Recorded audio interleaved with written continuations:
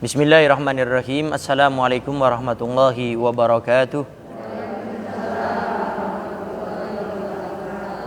Alhamdulillah. Alhamdulillahi rabbil alamin.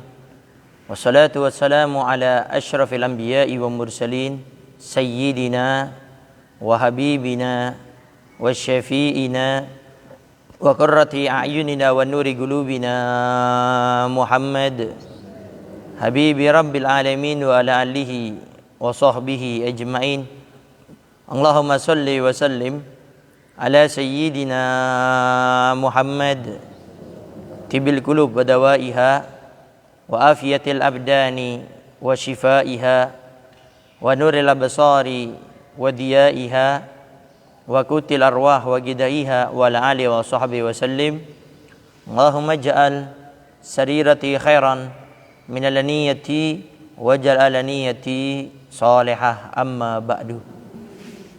Al-mukarram al-muhtaram yang sama-sama kita muliakan dan kita hormati selalu, para alim, para ulama, para asatidah, penyambung lisan sekaligus penerus perjuangan Nabi kita Muhammad sallallahu alaihi wa alihi wasallam, yang kita doakan selalu mudah-mudahan para ustadz, para kiai, para ulama, para habaib kita diberikan panjang umur oleh Allah dalam keadaan sehat wal afiyah. Allah Subhanahu wa taala berikan kemudahan kepada beliau baik itu urusan dunia maupun urusan akhiratnya. Allah Subhanahu wa taala jauhkan beliau-beliau semuanya daripada fitnah yang terjadi di akhir zaman ini insyaallah. Amin. Amin ya rabbal alamin. Dan juga tidak mengurangi rasa hormat kami kepada segenap para tokoh masyarakat, para ustadz, para kiai, para kesepuhan, dan juga wabil khusus kepada Pak Lurah dan juga segenap para orang tua kami, para bapak, wabil khusus kepada ibu-ibu, yang mudah-mudahan kita semuanya selalu diberikan kemuliaan oleh Allah Subhanahu wa taala. Alhamdulillah, pada sore kali ini Allah Subhanahu wa taala masih memberikan kepada kita kemudahan sehingga kita bisa berkumpul di tempat ini karena semata-mata ini adalah hidayah, taufik, petunjuk dari Allah Subhanahu wa taala. Karena kadang-kadang orang kalau tidak punya keimanan yang kuat, tatkala Allah berikan ujian kepada mereka, mereka kan beralasan dengan ujian tersebut. Padahal kalau kita mengetahui konsep Allah berikan ujian, cobaan kepada hambanya itu untuk mengangkat derajat hambanya, bukan untuk menurunkan derajat hambanya. Ini konsep yang harus kita ingat. Allah memberikan kita musibah, bencana, penyakit, wabah, itu salah satu cara di antara kata para ulama mengangkat derajat kita. Itulah yang Allah firmankan dalam Al-Quran dalam surah Al-Mulk di ayat kedua. Allah firmankan alladzi khalaqal mauta wal hayata liyabluwakum ayyukum ahsanu amala. Allah Subhanahu wa taala alladzi khalaqal mauta wal hayata. Allah yang menciptakan kematian dan kehidupan, semuanya Allah. Untuk apa adanya kehidupan dan kematian? Allah firmankan liyabluwakum, untuk menguji, mengetes. Sekarang ada yang bertanya, Ustadz Habib, buat apa adanya ujian? Kenapa Allah tidak senangkan semua hamba-hambanya? Allah tidak bahagiakan daripada umatnya Nabi Muhammad SAW? Untuk apa adanya ujian, cobaan, musibah, wabah, penyakit semuanya? Allah tekankan lagi dalam ayat tersebut, tujuan ujian tersebut, ayyukum ahsanu amala. Allah pengen lihat siapa yang paling baik di antara kalian. Artinya di sini para ulama menjelaskan kepada kita, Allah memberikan ujian itu untuk mengangkat derajat hambanya, bukan untuk merendahkan, menurunkan makom daripada hambanya. Sehingga jangan sampai adanya corona ini menjadikan kita punya makom, kedudukan di hadapan Allah itu makin rendah, bukan makin tinggi. Artinya apa? Tatkala Allah berikan ujian kepada kita, ingat selalu kepada Allah. Jangan malah kita ingatnya kepada selain Allah. Jangan juga sampai kita bersuudzon kepada Allah. Kenapa sih Allah perlakukan seperti ini kepada kita? Ada mungkin yang sudah istiqomah sholat berjamaah. Saya sudah sholat berjamaah, kenapa masih miskin? Saya baca waqiah habis asar sebelum tidur, kenapa kok saya masih melarat? Tetangga saya jarang sholat, ada yang tidak beriman, kok malah hidupnya mewah? Saya yang setiap hari menyembah Allah kok hidupnya kayak gini aja, tidak berubah-berubah. Kita harus paham konsep ujian tersebut Allah berikan untuk apa? Untuk mengangkat derajat kita, bukan untuk merendahkan. Makanya saya ingatkan sekali lagi, jangan sampai adanya virus corona ini menjadikan kita ini malas beribadah. Adanya corona di masjid mulai libur. Adanya corona di musola berjamaahnya mulai kendor.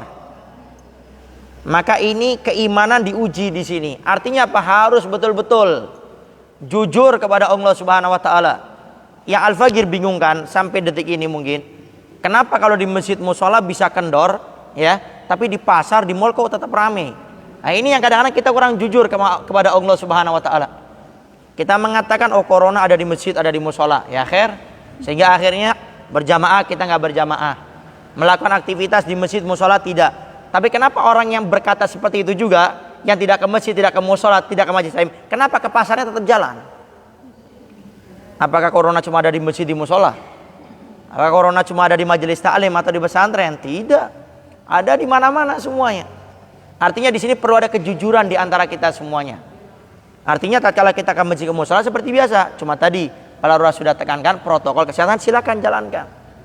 Karena ingat, konsep ujian yang Allah berikan ini untuk mengangkat derajat kita. Jadi jangan sampai yang sudah istiqomah ke masjid, ke musola, kemudian akhirnya tidak ke masjid, ke musola. Padahal kalau kita mau jujur, kalau kita ke masjid, ke musola pun, insya Allah tetap cukup walaupun pakai protokol. Ya. Jadi insya Allah masih cukup. Oh Ustadz Habib maaf, corona, sehingga saya nggak ke masjid, nggak ke musola. Padahal masjid ini kalau 1 meter, 1 meter pun, saya yakin belakang pun masih cukup. Cuma kadang-kadang kan kitanya sendiri yang kadang-kadang mengkoronakan sendiri gitu loh. Paham maksudnya Ibu ya? Jadi ingat, ini Al-Fagir tekankan di awal. Kemarin Al-Fagir di Garawangi juga mengingatkan seperti ini. Coba jujurlah kepada Allah. Kenapa kita bisa tidak ke masjid, musola alasan corona, ke pasar selalu hadir, ke toko nggak pernah absen, ke mall apalagi lagi diskon, dikejar menjelang Ramadan. Maka di sini perlu ada kejujuran di antara kita semuanya. Makanya sekali lagi Al-Fagir ingatkan, adanya corona ini, virus ini, bukan hanya corona, ntar mungkin setelah corona beres ada lagi yang lainnya. Jangan sampai ujian menjadikan iman kita berkurang. Jangan sampai cobaan yang Allah berikan kepada kita menurunkan tingkat keistiqomahan kita kepada Allah. Teruskan ikhtiar dengan protokol kesehatan semuanya, tapi jangan sampai menjadikan kita semuanya ini kendor dalam beribadah kepada Allah Subhanahu wa taala. Kira-kira mukadimah ini paham ya? Bu paham ya? Yang belakang jelas ya suaranya ya? Jadi sekali lagi, ayo bareng-bareng dengan hadirnya kita di masjid ini, di majelis taklim ini, ayo kita tinggalkan keimanan kita kepada Allah Subhanahu wa taala. Karena kata para ulama, di antara sekian cara agar kita bisa meningkatkan keimanan kita kepada Allah dengan beribadah, meninggalkan segala sesuatu yang dilarang oleh Allah, di antaranya belajar ilmu agama. Sekarang kita pengen jadi baik, nggak tahu ilmunya bagaimana? Kita pengen meninggalkan yang haram, tapi nggak tahu ilmunya bagaimana? Makanya Imam Malik radhiyallahu anhu, guru Imam Syafi'i, beliau mengatakan, man arada dunya fa alaihi bil ilmi, wa man arada al akhirah fa alaihi bil ilmi, wa man aradahuma fa alaihi bil ilmi. Kata beliau, orang yang pengen dunia harus dengan ilmu dunianya. Orang yang pengen akhirat harus dengan ilmu akhiratnya. Yang pengen dunia, pengen akhirat, dua-duanya harus dengan ilmu. Sehingga nggak bisa kita lepas daripada ilmu. Sehingga kalau Al-Fagir boleh ringkas, bagaimana cara kita ini barometernya mencari dunia sama mencari akhirat? Simple.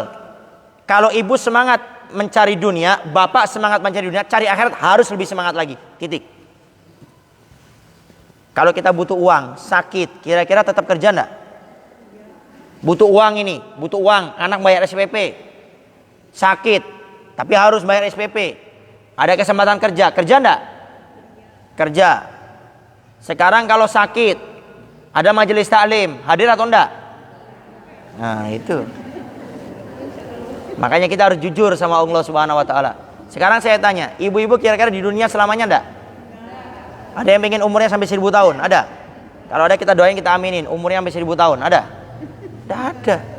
Artinya kita semua ini bakal meninggal dunia. Kenapa kok seakan-akan kita mencari dunia ini, seakan-akan kita ini abadi di dunia ini? Makanya Nabi ingatkan kepada kita, kun fid dunya, yang Nabi ingatkan bahwasanya hiduplah engkau di dunia ka'annaka ta'isu abada. I'mali dunyaka ka'annaka ta'isu abada wa'mali akhiratika ka'annaka tamutu goda, kata Nabi Aukamakal. Hiduplah engkau di dunia seakan-akan engkau ini masih panjang umurnya. Artinya kalau mencari dunia bisa besok lah. Kenapa? Masih panjang umur. Wa amali akhiratika, tapi kamu mengerjakan akhirat, ibadah, sholat 5 waktu, puasa Ramadan, zakat, haji, semua kebaikan, ka'annaka tamutu goda. Seakan-akan kamu ini akan meninggal besok. Artinya apa? Jangan tunda-tunda. Nah, sekarang saya tanya lagi nih. Ini sistem pertanyaan. Sebelum ntar ada tanya jawab di akhir, saya yang bertanya dulu. Sekarang saya tanya, kalau seandainya ibu-ibu, ya, ibu-ibu ditanya, ibu, siapa yang datang ke masjid, ya, jam 4 sebelum sholat subuh, akan dikasih uang door prize 1 juta setiap satu orang. Kira-kira akan berusaha enggak? Berusaha enggak? Berusaha semuanya. Kenapa? Dunia.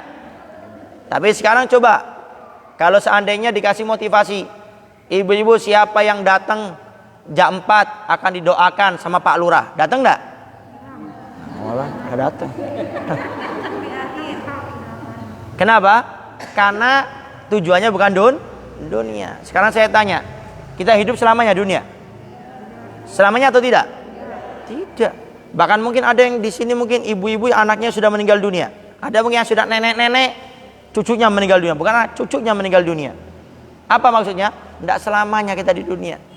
Maka jangan sampai gara-gara corona ini kita lebih takut kepada corona ketimbang kepada Allah Subhanahu wa taala.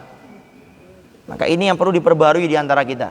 Makanya Al-Faqir setiap di Muqaddimah, Al-Faqir tekankan masalah ini. Saya tanya, yang menciptakan corona itu manusia atau Allah? Manusia atau Allah? Allah. Artinya corona itu makhluk Allah atau bukan? Makhluk. Harusnya kita lebih takut kepada yang menciptakan corona daripada kepada corona. Tanpa kita harus meremehkan corona. Ini harus difahami. Sehingga orang yang memiliki keimanan yang kuat, tentunya dengan belajar ilmu agama, dia bisa menempatkan dirinya pada tempatnya. Dia tetap beristiqomah ke masjid, ke mushola, sholat berjamaah. Dia tetap beristiqomah hadir majelis taklim, tapi di sisi lain dia tidak meremehkan yang namanya corona. Itulah orang yang mukmin. Al-Habib Abdullah bin Ali bin Muhammad Al-Haddad dalam kitabnya Risalatul Mu'awanah, beliau mengatakan orang mukmin itu selalu menggabungkan dua perkara, nggak pernah dilepas. Dua-duanya selalu berbarengan. Apa itu? Al-khauf war roja. Khauf, rasa takut kepada Allah. Roja, juga memohon kepada Allah. Kita takut kepada sesuatu yang bisa membinasakan kita, baik. Tapi di sisi lain kita juga berharap memohon kepada Allah. Jadi tengah-tengah, tidak meremehkan corona, tapi juga tetap beribadah kepada Allah. Jangan dibalik, takut sama corona meremehkan Allah. Ini yang bahaya. Makanya dengan belajar ilmu agama inilah kita bisa menjadi orang yang beruntung di dunia sampai di akhirat. Maka setiap ada majelis ta'lim, hadir. Ini perlu saya singgung sedikit sebelum kita masuk kepada apa yang ingin Al-Faqir sampaikan. Ada salah satu penyebab kenapa kita tidak istiqomah hadir majelis ta'lim. Ada salah satu penyebab ini. Dan ini saya beberapa kali bertanya, jawabannya hampir sama. Di antara dari sekian penyebab orang itu tidak istiqomah hadir majelis ta'lim itu karena selalu melihat siapa yang ngisi. Yang ngisi nih Habibnya nih alumni mana nih? Ribat Salim atau Darul Mustafa Habib Umar atau Ahqaf atau Mekah atau Madinah atau Maroko atau mana ini? Ini ustadznya ini lokal atau interlokal?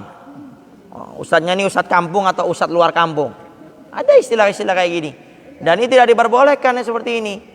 Kenapa? Yang dikhawatirkan kalau kita di dunia membeda-bedakan majelis taklimnya Nabi Muhammad SAW, di akhirat kita takutkan kita dipisah oleh Allah bersama Nabi Muhammad karena di dunia kita pilih-pilih majelis taklimnya Nabi Muhammad.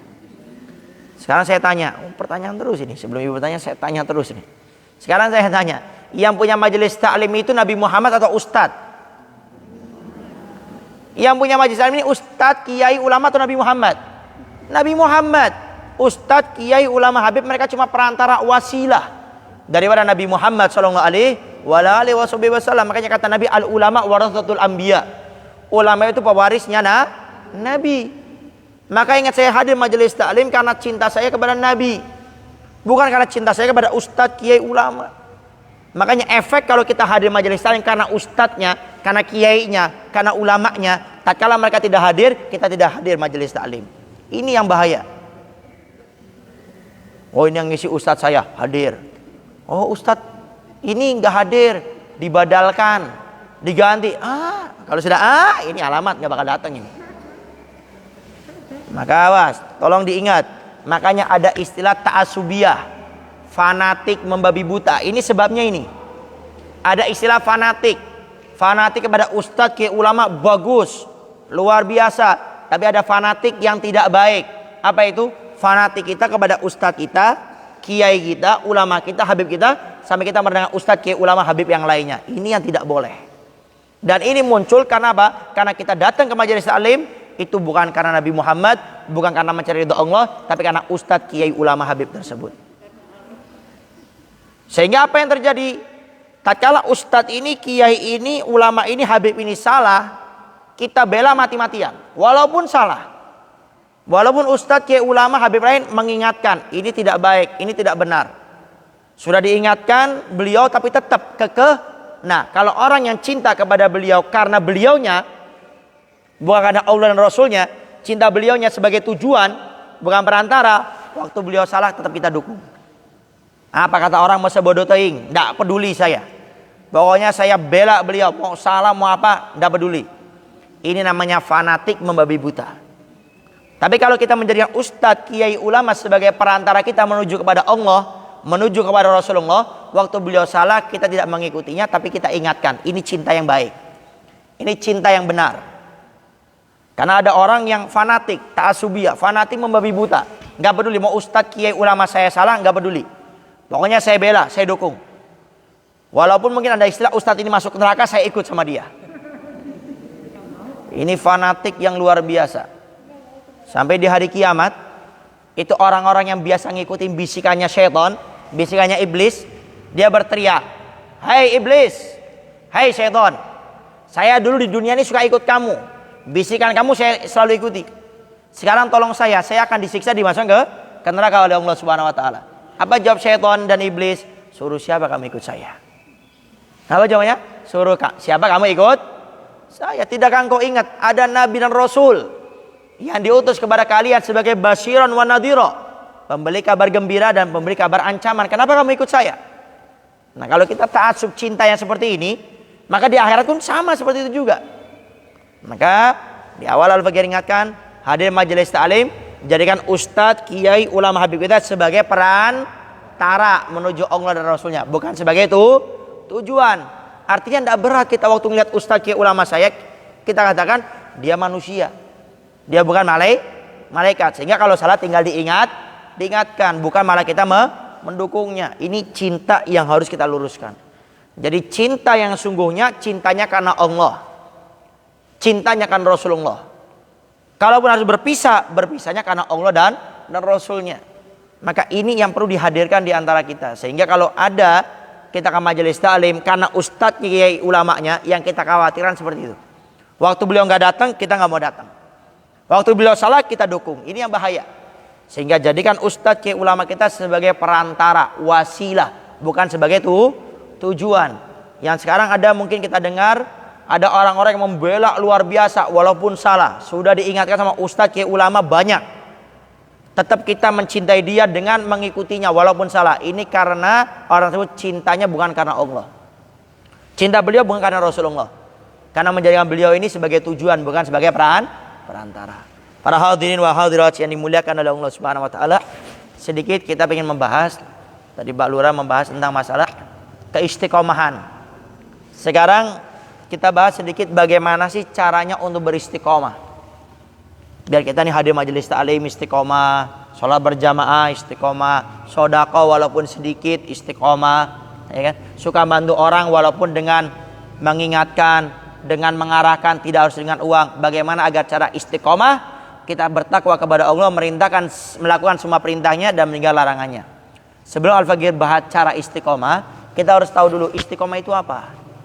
Istiqomah itu adalah melakukan sesuatu dengan kontinu, melakukan sesuatu dengan terus menerus walaupun sedikit. Bahkan kata Nabi, khairul amal adwamuha wa in qalla, kata Nabi. Khairul amal, sebaik-baik amal itu adalah apa? Adwamuha, yang paling istiqomah, paling kontinu, paling terus menerus, itu amal yang paling baik kata Rasulullah. Bukan kata kiai lagi. Kata Rasulullah, amal yang paling baik yang istiqomah. Wa in qalla, dikasih penguat lagi sama Nabi, walaupun sedikit. Contoh, ada yang istiqomah sholat duha 2 rakaat, itu lebih afdol daripada kita sholat duha 8 rakaat tapi besok seminggu nggak sholat duha.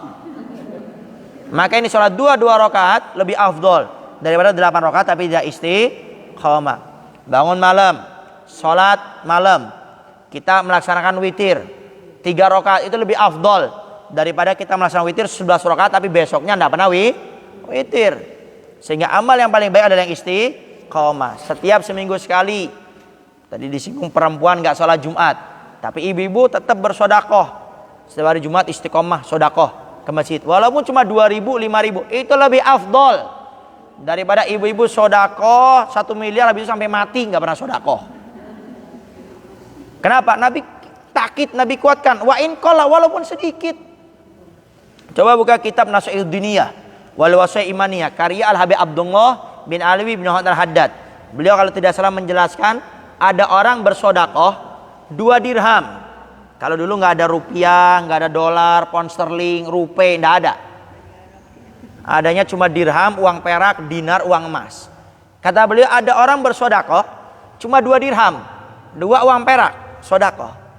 Itu timbangannya di hari kiamat kata beliau lebih besar mengalahkan daripada orang yang menyumbang 1.000 dinar. Ini beda mata uangnya sudah jauh. Kalau 2 dirham saja sama 1.000 dirham itu sudah beda jauh. Ini dinar. Jadi 2 dirham bisa mengalahkan daripada di hari kiamat nilai pahalanya, timbangannya daripada 1.000 dinar. Apa kata beliau? Dijelaskan sama beliau di kitab tersebut. Karena orang yang menyumbang 2 dirham, dia menyumbang posisinya punya uang cuma 4 dirham. Jadi punya harta cuma 4 dirham. Nyumbang 2 dirham. Berarti nyumbang berapa? Separuh daripada harta. Cuma punya uang hartanya cuma 4 dirham. Nyumbang 2 dirham berarti nyumbang separuh dari hartanya. Tapi yang nyumbang 1.000 dinar, kata Habib Abdul Haddad ini, beliau punya harta 10.000 dinar. Beliau nyumbang 1.000 dinar berarti nyumbangnya cuma berapa dari hartanya? 10% daripada hartanya. Sekarang saya tanya, mana lebih banyak? 50% sama 10%? Mana lebih banyak? Enggak usah ditanya, ibu-ibu kan ahli diskon. Faham pasti kalau hitung-hitungan ini. Pasti yang lebih banyak ada 50%. Habib tapi kan bilangannya sedikit. Allah tidak lihat kepada bilangannya. Allah lihat kepada kadar hamba tersebut. Ini kabar gembira. Kepada siapapun yang pengen bersedekah, pengen berbuat kebaikan apapun, jangan lihat berapa yang kita keluarkan. Ya Allah lihat ternyata bukan besar kecilnya. Yang Allah lihat adalah kadar kita waktu mengeluarkan uang tersebut dan ikhlas semata-mata karena Allah. Itu yang perlu ditekankan. Sehingga istiqomah itu luar biasa. Bahkan ibu-ibu pingin meninggal husnul khatimah, istiqomah dalam amal. Kata Nabi, yamutul maru ala ma'asya alaih. Yamutul maru ala ma'asya alaih. Seseorang itu meninggalnya tergantung kebiasaannya. Kalau ibu istiqomah hadir majelis ta'lim, insya Allah meninggalnya hadir majelis ta'lim. Kok aminnya takut banget ini? Takut ada yang meninggal. Insya Allah semuanya panjang umur. 1.000 tahun. Udah dikasih 1.000 tahun, komen lagi sehat, ada yang ngurus, ada.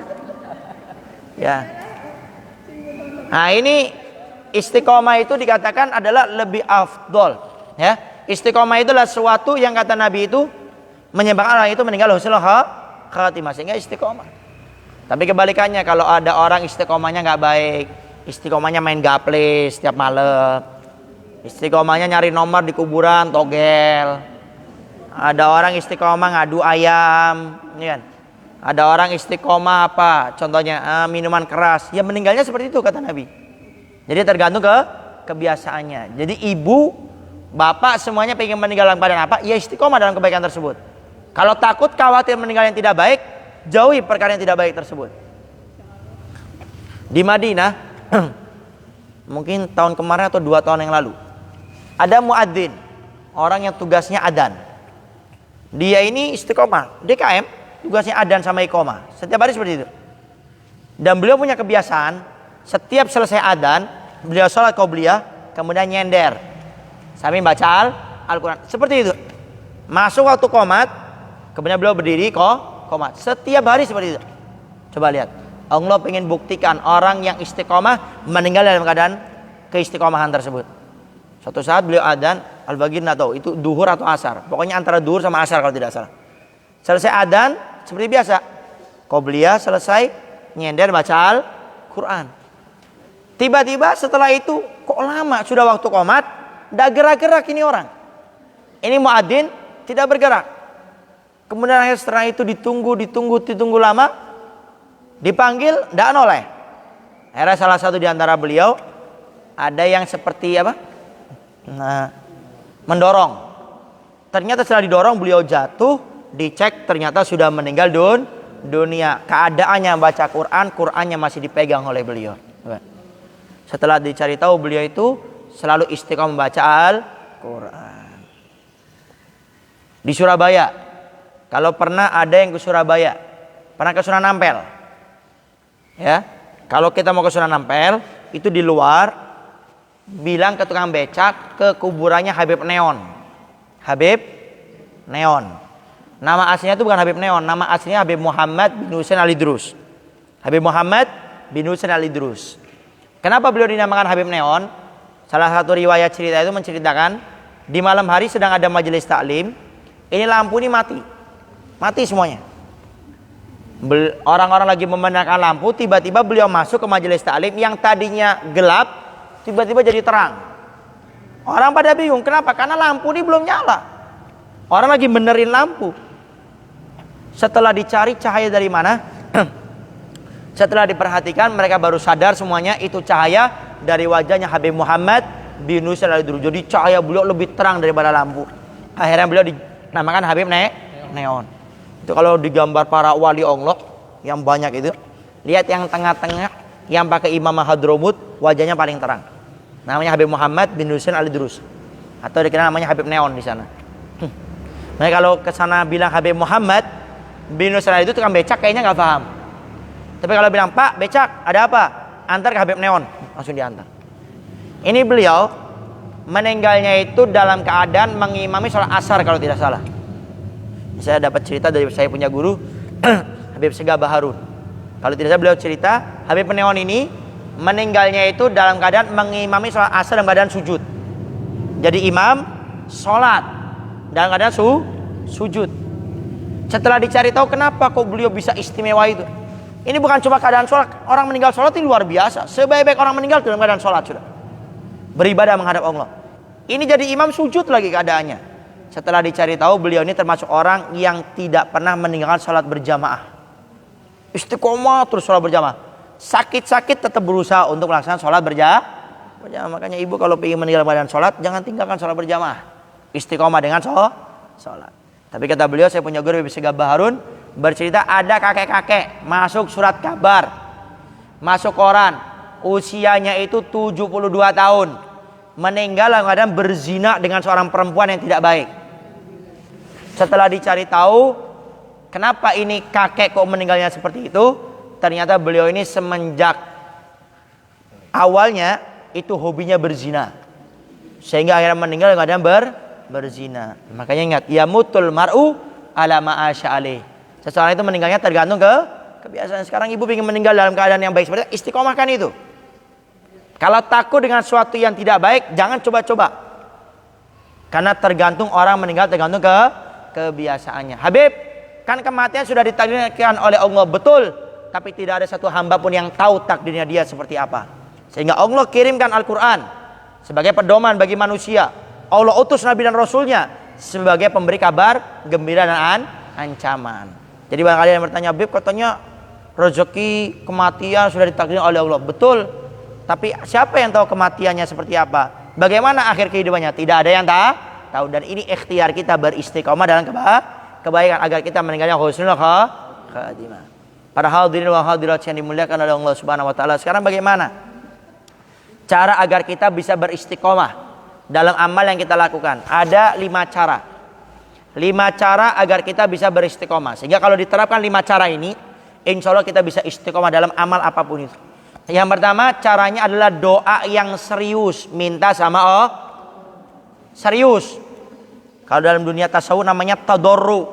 Doa penuh mendekatkan diri kepada Allah dengan penuh pengharapan. Memelas. Ini pelajaran kepada kita semuanya. Saya pernah dengar dari Habib Gures Baharun kalau tidak salah. Saya lihat di medsos itu. Beliau pernah menjelaskan termasuk akhlak. Adab kita berdoa itu jangan doa seperti ini. Apalagi doa seperti ini. Apalagi cuma gini doa. Cuma dengerin. Akhlak ada kalau berdoa itu angkat tangan kita seperti ini. Makanya kalau kita ustadz, kiai, ulama, habib kita kalau doa seperti ini. Kenapa? Menunjukkan butuh. Tadarrub, betul-betul merasa butuh kepada Allah. Jadi kalau bisa coba bukan suatu yang salah. Jangan salah paham ya. Jadi kalau ada orang doa sih bukan suatu yang salah. Cuma kalau pinginnya lebih baik, merasa kita doa ini seperti memelas, seperti ini.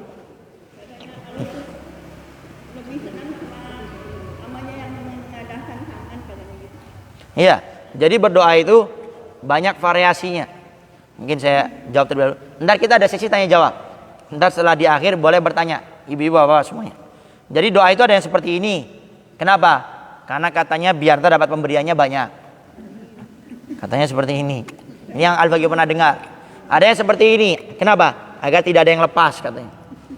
Ini variasi daripada para ulama kita. Cuma yang jelas, kenapa kita doa lebih dianjurkan seperti ini? Merasa butuh. Merasa kita memohon kepada Allah Subhanahu wa taala. Makanya lihat, kebanyakan ustadz, kiai, ulama, apalagi habaib kita kalau minta sama Allah nih, doanya seperti ini. Kalau yang Al-Fagir sering lihat, Habib Umar bin Hafid, itu kalau doa saya jarang melihat seperti ini. Setiap doa pasti gini, minta kepada Allah. Kenapa? Menunjukkan butuh, memelas kepada Allah Subhanahu wa taala. Jadi yang pertama doa yaitu dengan penuh pengharapan, minta sama Allah, ya Allah, saya ingin meninggal dalam keadaan sholat. Saya ingin meninggal dalam keadaan baca Quran. Saya ingin meninggal dalam keadaan hadir majelis taklim, menyampaikan kebenaran, mengajar, menyampaikan sesuatu yang baik. Itu yang pertama. Doa serius minta sama Allah Subhanahu wa taala. Yang kedua, caranya adalah jauhi maksiat. Jauhi dosa. Yang menjadikan kita ini susah istiqomah itu apa? Dosa. Kenapa? Karena dosa itu bisa menurunkan keimanan kita kepada Allah. Al-Imam Syafi'i, kita punya imam madhab, itu beliau itu saking cerdas Imam Syafi'i, kalau sedang buka kitab dibuka, itu satunya ditutup sama beliau, yang dibaca yang samping. Lalu ditanya oleh teman-temannya, ya Syafi'i, kenapa saya lihat kamu nih kalau baca kitab, yang satu ditutup, yang satu dibuka? Kata beliau, kalau dua-duanya saya buka, dua-duanya langsung masuk ke otak saya. Jadi lihat, langsung masuk. Oh ini enak kalau kayak gini. Baca kitab, langsung masuk. Ini kita sudah baca kitab sampai kitabnya taruh di mata, nggak ada yang masuk. Ini cerdasnya Imam Syafi'i. Coba lihat. Beliau suatu saat pernah ngadu dengan gurunya namanya Imam Waqi. Ini syair yang sangat terkenal. Tiba-tiba hafalannya susah, tapi susah tuh bukan kayak kita. Jadi biasanya ngapal cuma mungkin berapa detik, nggak nyampe semenit. Ini sampai semenit. Sehingga ngadu sama gurunya Imam Waqi. Syakautu ila waqi'in su'a hifdi. Aku mengadu kepada guruku Imam Waqi, su'a hifdi. Susahnya hafalanku, pemahamanku. Fa arsyadani ila tarkil ma'asi. Aku diingatkan kepada guruku Imam Waqi untuk meninggalkan maksiat. Fa'inal ilma nurun min ilahi. Ilmu itu cahaya dari Allah. Wa nurullah la yuhda li asi. Cahaya Allah tidak akan diberikan kepada orang yang bermaksiat. Tahu apa maksiatnya Imam Syafi'i? Apa dosanya? Beliau pernah di satu gang, satu jalan, beliau tidak sengaja melihat perempuan yang bukan mahramnya. Nggak sengaja. Dikatakan al-ula lak wa tsani alaik. Yang pertama itu nggak ada dosa, melihat perempuan. Itu nggak dosa yang pertama. Yang kedua baru dosa. Ini pertama nggak dosa, tapi mempengaruhi hafalan beliau, padahal tidak dosa. Lah bagaimana kita yang maksiat setiap hari? Ngomongin orang, bohong, memfitnah orang, kabar nggak jelas, sebar itu yang namanya kejelekan. Sholat suka diakhirkan, sama suami kadang-kadang banyak nuntut yang berlebihan yang tidak baik. Ya. Sebagai seorang suami kadang-kadang kita kasar sama istri kita. Banyak kita punya dosa. Makanya sulit beristiqomah. Maka cara salah satu istiqomah diantaranya jauhi maksiat. Yang ketiga, cara agar kita istiqomah adalah dengan kita menghadirkan Allah dalam ibadah yang kita pengen istiqomah di dalamnya. Ini beda dengan yang nomor satu. Kalau nomor satu berdoa. Yang ketiga, menghadirkan Allah di dalam kita ingin istiqomah dalam amal tersebut. Contoh, pengen sholat berjamaah. Sudah mau masuk masjid, hadirkan Allah. Ya Allah, saya pengen istiqomah sholat berjamaah. Hadirkan Allah di dalam amal yang kita pengen istiqomah di dalamnya. Contoh lagi baca Quran. Sudah megang Quran, mau dibaca, hadirkan Allah. Ya Allah, saya ingin istiqomah baca Al-Quran. Ini cara yang ketiga. Cara yang keempat adalah jangan meremehkan. Gak bakal istiqomah. Contoh, pengen sholat berjamaah, baru gerimis. Bisa pakai hujan, gerimis. Kadang-kadang sok ganjen. Gerimis, dingin. Apa namanya? Tiris. Padahal bisa pakai payung. Sholat berjamaah juga tidak wajib, cuma sunnah. Gara-gara meremehkan tidak istiqomah sholat berjamaah. Sore mau hadir hari Jumat rutinan Masjid Al-Hidayah ya. Masjid Al-Hidayah. Pas mau hadir lagi enak-enak makan, diingetin, "Bu, hadir ya." Oh iya, sudah duluan. Lagi enak makan suruh majelis taklim. Nah, majelis taklim cuma di situ. Besok juga ada lagi. Nah, ini meremehkan, nggak bakal istiqomah. Maka jangan meremehkan, ya. Yang kelima caranya adalah kumpul dengan orang-orang yang istiqomah. Kumpul dengan orang-orang yang soleh, dengan perempuan ibu-ibu yang soleh, lingkungan yang baik. Kata Nabi, kalau engkau dekat dengan penjual minyak wangi, walaupun kau tidak beli minyak wanginya, akan kecipratan baunya. Tapi kalau engkau dekat duduk dengan tukang pandai besi, tukang bengkel, walaupun kamu tidak ikut kerja, duduk sama mereka, akan kecipratan baunya. Artinya orang itu tergantung dengan siapa dia duduk. Bahkan kata Nabi, seorang itu agamanya tergantung temannya. Kumpul sama orang soleh, insya Allah jadi soleh. Kumpul sama ibu-ibu yang soleh, jadi soleh. Makanya Nabi katakan, duduk dengan penjual minyak wangi akan kecipratan baunya, walaupun tidak beli. Tapi jangan jadi dalil. Oh, kalau gitu, kalau mau wangi nggak usah beli, mampir dulu sebelum majelis taklim ke tempat minyak wangi. Kebetulan di depan ada yang jual minyak wangi. Oh, biar wangi ya. Datang dulu, cobain satu-satu. Ujungnya, beli mana Bu? Nggak ada, cuma nyoba aja. Loh, kenapa nyoba kayak gini? Kata Habib Novel kemarin, kalau mau jadi orang baik harus kumpul sama orang minyak wangi. Gitu. Oh, ini dalilnya dipelintir. Ya, jadi duduk dengan orang-orang istiqomah, orang yang baik, maka kita akan kecipratan mendapatkan kebaikannya. Makanya kalau kita duduk sama ustadz, kiai, ulama, melihatnya saja sudah kebaikan semuanya. Cara duduknya yang baik seperti apa, kemudian bagaimana mereka memperlakukan orang yang datang kepadanya, bagaimana cara bicaranya, bagaimana perbuatan sikapnya, sehingga melihat beliau ini menimbulkan kebaikan bagi kita. Makanya Al-Habib Abdullah bin Ali bin Muhammad Al-Haddad dalam kitabnya Adab Sulukil Murid, itu beliau mengatakan bahwasanya salah satu cara mendapatkan ba'ith. Jadi di bab tersebut ada istilah ba'ith. Dalam dunia tasawuf ada namanya ba'ith. Ba'ith itu dorongan berbuat kebaikan. Jadi setelah kita berniat, saya niat sedekah. Nah, yang mendorong kita untuk mewujudkan itu namanya ba'ith. Dorongan berbuat kebaikan. Itu diantara caranya Pak, dengan kita melihat orang-orang soleh. Melihat ustadz, kiai, ulama. Dengan melihat beliau-beliau ini terdorong untuk melakukan kebaikan. Kita melihat ada orang ustadz kecil, pendek, badan tidak kuat, tidak gede, tapi masya Allah aktif kegiatannya, ngisi di sana, ngisi di sini. Ya Allah, ngelihatnya aja bisa mendorong. Kok saya yang lebih kuat, lebih besar, kenapa saya tidak bisa cuma sekedar sholat berjamaah 5 waktu? Akhirnya termotivasi. Makanya dengan duduk dengan orang-orang soleh, dengan orang-orang istiqomah, maka kita akan menjadi orang-orang istiqomah. Para hadirin wa hadirat yang dimuliakan oleh Allah Subhanahu wa taala, mungkin itu saja yang bisa Al-Fakir sampaikan pada kesempatan kali ini. Barangkali ada yang mau ditanyakan, silakan. Kalau tidak ada, mungkin kita cukupkan. Fadhol, silakan. Misalkan di mushola itu jamaahnya banyak sampai berdesak-desakan, sedangkan di masjid jamaahnya malah kosong. Lebih baik kita datang ke masjid apa ke mushola yang misalkan jamaahnya banyak? Baik, ada pertanyaan mana yang lebih afdol? Kita sholat di masjid atau di mushola? Di mushola rame, di masjid sepi. Mana yang lebih afdol?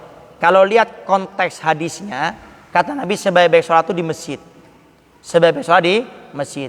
Tapi coba di Indonesia, kita tanya guru-guru kita, apalagi yang di luar, di Hadramut, kalau ditanya mushola di Indonesia pada kebingungan, liar. Kenapa? Karena mushola di Indonesia ini masjid. Coba definisi masjid apa?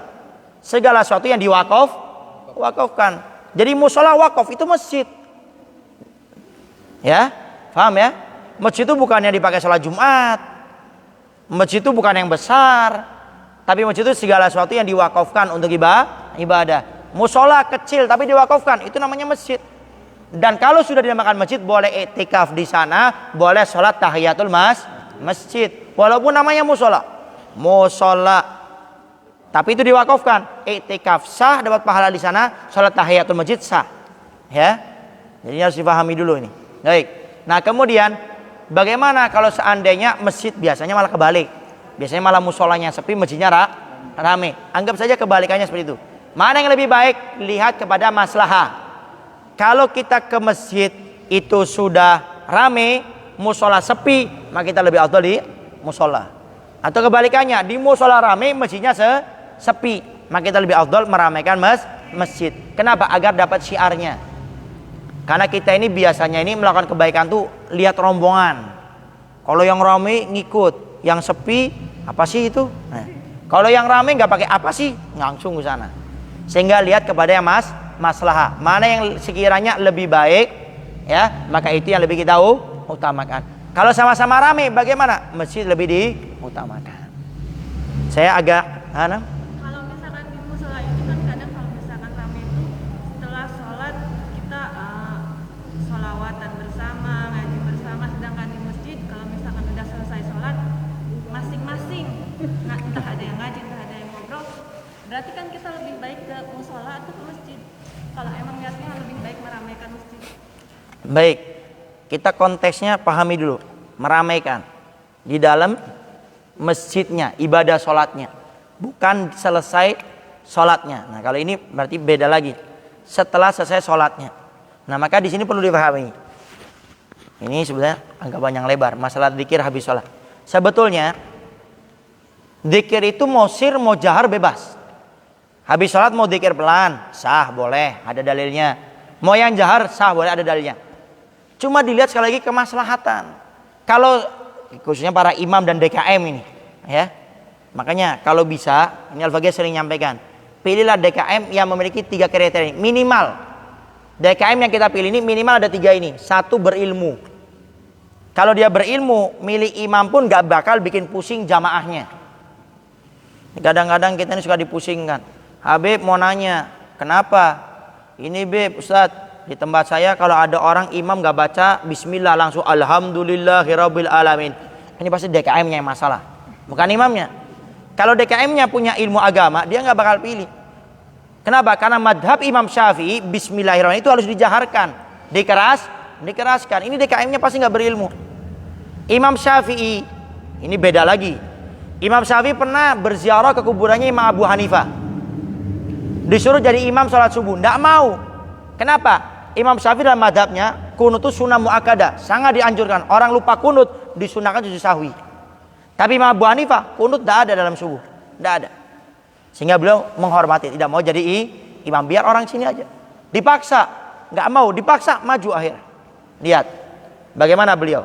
Ini ahla adab, barangkali ada orang yang tetap kekeh. Oh tapi kan saya ini udah biasa. Kalau sholat nih nggak baca bismillah, ya nggak apa-apa. Tapi lihat Imam Syafi'i, lebih alim, lebih waro, lebih semuanya daripada kita. Lihat, waktu beliau jadi imam, boleh lihat buka di manaqibnya Imam Syafi'i. Itu diceritakan waktu jadi imam, setelah rakaat kedua i'tidal tidak baca kunut. Kaget jamaahnya waktu itu. Kemudian setelah mau salam tidak sujud sahwi. Ini Imam Syafi'i lebih alim, lebih waro, lebih zuhud, lebih semuanya daripada kita. Setelah selesai sholat ditanya sama diantara yang hadir, wahai Imam Syafi'i, kenapa engkau kok tidak kunut? Dalam madhabmu itu kunut sunnah muakkadah, termasuk sunnah abad. Jadi sunnah ada sunnah hayat, ada sunnah abad. Nah kalau sunnah hayat ditinggalkan tidak disunahkan sujud sahwi. Kalau sunnah abad ditinggalkan disunahkan sujud sahwi. Tasawuf awal termasuk yaitu adalah kunut. Tapi saya lihat kamu waktu salam tidak sujud sahwi. Ada apa ini? Engkau imam madhab, itu pendapatmu. Apa kata beliau? Itu pendapatku dan ini amalku, sambil memberikan isyarat kepada kuburannya Imam Abu Hanifah. Menghormati Imam Abu Hanifah yang subuh tidak pakai kunut. Ini yang aneh, ada orang Indonesia madhabnya Imam Syafi'i tapi kunutnya enggak pakai. Kemudian Fatihahnya enggak baca bismillah. Ini super aneh. Anggap alasannya, Habib, saya madhabnya Maliki. Kalau madhab Imam Malik dalam Al-Fatihah itu bismillahnya dibaca cuma disirkan, dipelankan. Maka kalau di Mekah kita di Ka'bah itu sholat kan langsung kan Alhamdulillahirabbil alamin. Itu baca bismillah, cuma disirkan. Itu madhabnya Imam Malik. Anggap Anda madhabnya Imam Malik, tapi Anda sholat di mayoritas madhabnya Imam Syafi'i. Bagaimana? Ikuti atau jangan jadi imam. Kita punya guru Buya Yahya. Saya pernah dengar cerita ini dari beliau. Beliau ini waktu di Ahqaf, di kuliah di Yaman, di Ahqaf, itu beliau punya guru, itu alim luar biasa, doktor, profesor. Tapi madhabnya bukan Syafi'i. Kalau tidak salah madhabnya Imam Abu Hanifah, Hanafi. Waktu jadi imam, nggak mau jadi imam. Sholat, nggak mau jadi imam. Dipaksa sama murid-muridnya, nggak mau. Apa alasannya? Kalian kebanyakannya Indonesia Syafi'i. Dan saya Hanafi. Sehingga lebih baik kalian yang jadi imam. Karena mayoritas di antara kalian madhabnya Syafi'i. Orang alim. Coba. Ini ada orang nggak tahu mondoknya di mana, ilmunya seberapa. Sholat di antara orang yang madhab Syafi'i langsung Alhamdulillahirabbil alamin. Ini nggak punya akhlak ini namanya. Anda boleh seperti itu, tapi jangan jadi imam, silakan. Tapi yang aneh itu madhabnya Syafi'i, tapi bismillahnya nggak dibaca. Ini aneh. Jadi kalau Anda seandainya Maliki, ya jangan jadi imam. Apalagi Hanafi. Kalau madhab Abu Hanifah, tidak wajib membaca bismillah dalam surah Al-Fatihah, bukan termasuk. Jadi madhab Imam Abu Hanifah, Fatihah itu cuma satu baca bismillahnya itu. Kapan itu? Waktu surah An-Naml. Di surat ke-29 30. Innahu min Sulaiman wa innahu bismillahirrahmanirrahim. Selebihnya tidak ada. Nah, maka ini yang perlu difahami. Jadi kalau bisa DKM punya ilmu agama. Yang kedua, DKM ini kalau bisa yang istiqomah. Yang maksudnya itu yang selalu ada di masjid musola. Ini yang kita khawatirkan, ini sering terjadi. Ada DKM, mudah-mudahan di sini tidak ada. Ada DKM, ini zamannya sudah nunggu mau sholat subuh, masih digembok. Ini DKM gimana nih? Orang udah siap-siap, bahkan sudah adzan nggak adzan lagi. Terlambat, alasannya lagi mandi sakit perut katanya. Tapi sering langganan sakit perut. Nah, sehingga pilih yang istiqomah, yang istilahnya tuh sering di masjid, di musolanya. Yang ketiga, rajin, punya semangat untuk mengembangkan masjid dan musolanya. Ada masjid besar, musola besar, tapi kegiatannya ndak ada. Ngumpulin uang, bangun, tapi nggak ada kegiatannya. Ini ironis juga. Maka pilih DKM yang tiga tadi. Maka pertanyaan tadi itu, maka tetap Anda sholat di masjid. Setelah itu Anda berikan instruksi, berikan usulan kepada DKM. Bagaimana kalau habis sholat baca dzikirnya dijaharkan, dikeraskan. Kenapa? Agar yang lainnya bisa ngikut. Sekarang coba kalau disirkan, lihat aja. Yang disirkan, coba yang nggak tahu wirid, nggak bakal bisa baca. Yang nggak hafal, bingung. Gitu ya. Ujungnya cuma doa, pulang. Maka lihat kepada yang lebih masalah. Nah, selama ini yang kita lihat yang masalah itu, ya dibaca dijaharkan. Biar makmumnya yang lainnya bisa ngikut. Tapi kalau ada yang disirkan tidak menjadi masalah dan Anda berhak untuk memberikan usul. Kecuali Anda sholat di masjid, di musola yang beda akidah, itu nggak usah ditanya, nggak usah sholat di sana. Karena berbeda akidah, bukan madhab lagi nih. Beda madhab aja kita makruh. Imamnya Maliki, ya kan? Kitanya Syafi'i, kita makruh sholat sama mereka. Kenapa? Akan was-was. Karena beda cara ibadahnya. Apa? Wallahu a'lam bishawab. Baik, ada lagi? Satu lagi? Satu dari pertaruhkan. Alas sudah? Hah?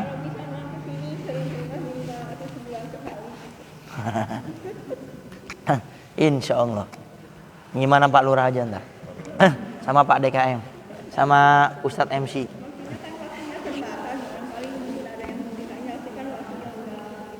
Nah, kalau mau ikut kajian Al-Fagir, bisa di Facebook ntar, ya. Di Facebook Al-Fagir bisa diikuti. Itu ada sesi tanya jawab setiap jam 2 siang, live langsung tanya jawab. Kalau yang punya Instagram, IG itu jam 4:30 sore. Kita live khusus tanya jawab. Ntar tinggal lihat Facebook, Instagram, nama saya Habib Novel Latos. Habib Novel Latos. Ntar tinggal diikuti aja di sana. Ya. Baik, mungkin itu saja yang bisa Al-Fagir sampaikan. Mudah-mudahan kita semuanya termasuk orang-orang istiqomah di diberi kekuatan oleh Allah untuk mengamalkan semua perintah-perintahnya dan meninggal larangannya. Dan mudah-mudahan dengan hadirnya kita ke tempat ini, semua dosa kita diampuni oleh Allah Subhanahu wa taala. Derajat kita semuanya diangkat oleh Allah Subhanahu wa taala. Dan yang terpenting mudah-mudahan semua doa kita, harapan kita, hajat kita, keinginan kita semuanya dikabulkan oleh Allah Subhanahu wa taala dengan berkah hadir majelis taklim khususnya. Mudah-mudahan negara kita Indonesia ini selalu dijaga oleh Allah Subhanahu wa taala daripada musibah, daripada bencana, daripada wabah, daripada penyakit, khususnya daripada orang-orang yang berniat tidak baik kepada negara kita Indonesia ini. Rabbana atina fid dunya hasanah fil akhirati hasanah wa qina adzabannar. Wassallallahu ala sayyidina Muhammadin wa alihi wasallam. Alhamdulillahirabbil alamin. Kurang lebihnya al-fakir minta maaf dan mohon doanya selalu. Akhirul kalam. Wassalamualaikum warahmatullahi wabarakatuh. Ini info barang